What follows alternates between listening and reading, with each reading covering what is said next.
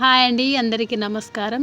వారాహి మాత అనుగ్రహం ఎల్లవేళలా మీకు ఉండాలని, మీకున్న ఎలాంటి సమస్యలన్నా తీరిపోయి అష్ట ఐశ్వర్యాలతో సుఖ సంతోషాలతో ఆయు ఆరోగ్యాలతో ఉండాలని మనస్ఫూర్తిగా కోరుకుంటూ ఉన్నాను.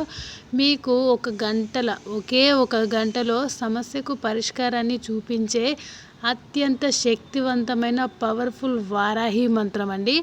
ఈ మంత్రాన్ని ఒకే ఒక గంటలో జపించడం వల్ల మీకున్న సమస్యలకి, మీకున్న ఎలాంటి గొడవలకి అన్నీ తీరిపోవాలని మనస్ఫూర్తిగా కోరుకుంటూ ఈ మంత్రాన్ని జపించండి. ఈ మంత్రాన్ని రాత్రి పడుకోబోయే ముందు 10 గంటల నుండి 2 గంటల మధ్యలో సమయంలో ఈ మంత్రాన్ని జపించవచ్చు. ఒకవేళ మీకు కుదరకుంటే బ్రహ్మ ముహూర్తంలో కూడా జపించవచ్చు. ఆ బ్రహ్మ ముహూర్తం ఎప్పుడు అంటే 4:30 ఆ టైం నుంచి 5 గంటల వరకు, లేదంటే 3:30 నుంచి కూడా జపించవచ్చండి.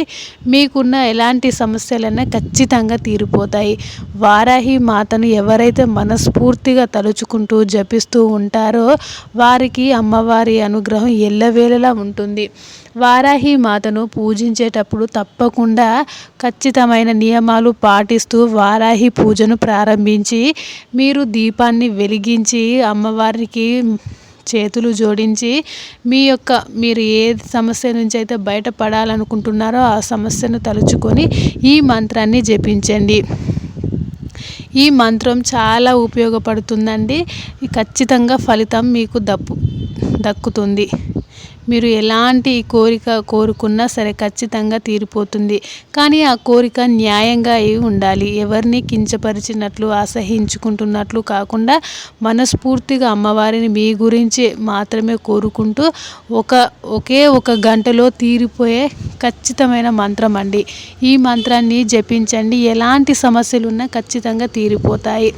వారాహి మాతను మనస్ఫూర్తిగా కొలిచే వారికి అమ్మ కొంగు బంగారమై ఉంటుంది.